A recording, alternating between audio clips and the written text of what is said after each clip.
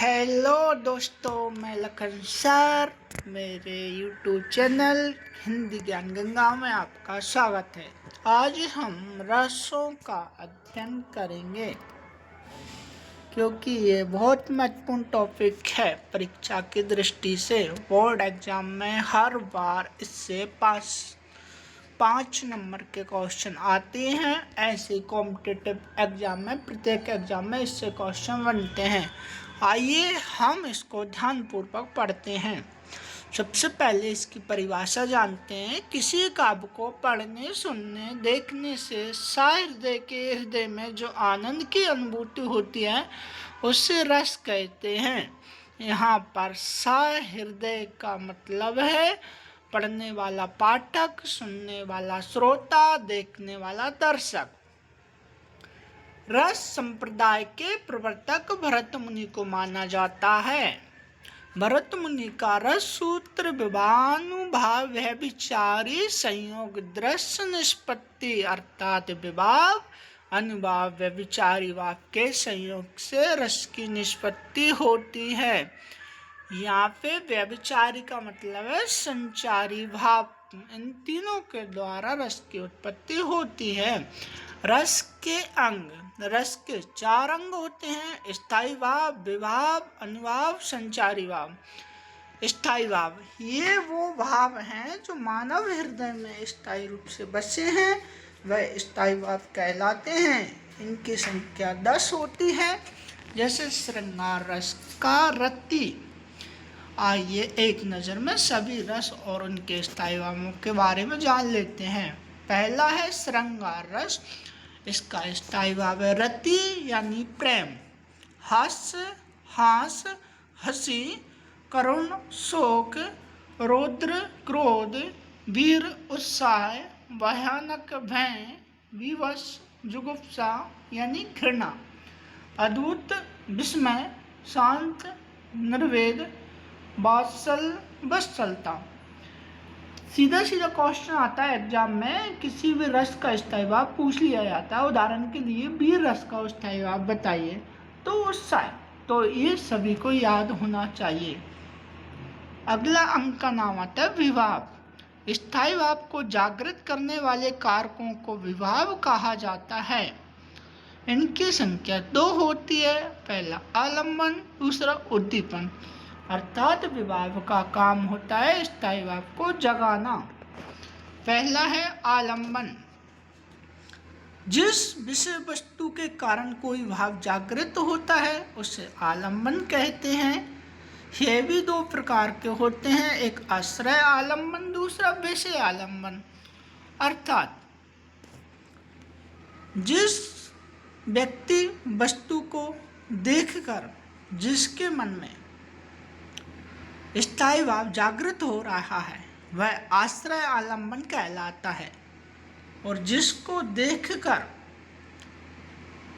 स्थायी भाव जागृत हो रहा है तो वो विषय आलम्बन हो जाता है। उदाहरण के लिए शेर को देखकर डर नामक स्थायी भाव जागृत होता है, तो हमारे अंदर डर नामक स्थायी भाव जागृत हुआ तो आश्रय हम खुद हुए और शेर विषय आलम्बन हो जाएगा। दूसरा है उद्दीपन। स्थायी भाव को तीव्र करने वाले कारक को उद्दीपन विभाव कहते हैं। जैसे शेर को देखकर डर नामक स्थायी भाव जागृत होना।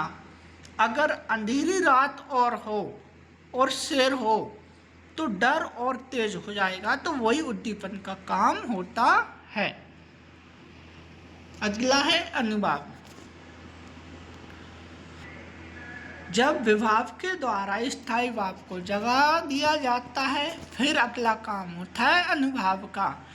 अनुभाव का परिभाषा है आश्रय के भीतर किसी भी भाव के जागृत होने के बाद जो भी उसकी शारीरिक क्रियाएं होती हैं वह अनुभाव कहलाती हैं। यह 4 प्रकार की होती हैं। जैसे कायिक अनुभाव, शारीरिक अनुभाव में यानी कृत्रिम चेष्टा काया से संबंधित। मानसिक अनुभाव, मस्तिष्क के अनुभव, हर्ष विषाद शाब्दिक। आहिक अनुभाव, वेशभूषागत कृत्रिम भेष रचना। सात्विक अनुभाव प्राणों का संकट, पसीना आना, सर्वभंग, बेहोश हो जाना आदि है 8 प्रकार के होते हैं। अर्थात अनुभाव वह भाव होते हैं जब रस उत्पत्ति हो जाती है उस समय अपने आप हमारा शरीर क्रियाएं करने लगता है। जैसे हमने शेर को देखा तो अपने आप हमारे रोंगटे खड़े हो जाना, पसीना आ जाना, मूर्छित होकर गिर जाना, ये सारे अनुभव कहलाते हैं। अगला चौथे नंबर पे आता है संचारी भाव। यह भाव पानी के बुलबुलों की तरह होते हैं, आते जाते रहते हैं। इनकी संख्या 33 होती है, जैसे हर्ष, विषाद, मोह, स्मृति, आलस्य, शंका, गर्व, उन्माद, ईर्ष्या, जलन आदि। रस और उनके स्थायी भावों के उदाहरण के साथ में हम आइए देखते हैं। पहला है श्रृंगार रस। इसका स्थायी भाव रति यानी प्रेम होता है। जहाँ पर नायक नायिका के मिलने और बिछड़ने का वर्णन होता है उसे श्रृंगार रस कहते हैं। यह 2 प्रकार के होते हैं। पहला है संयोग श्रृंगार। यहाँ पर नायक नायिका के मिलने का वर्णन हो, वहाँ पर संयोग श्रृंगार रस होता है।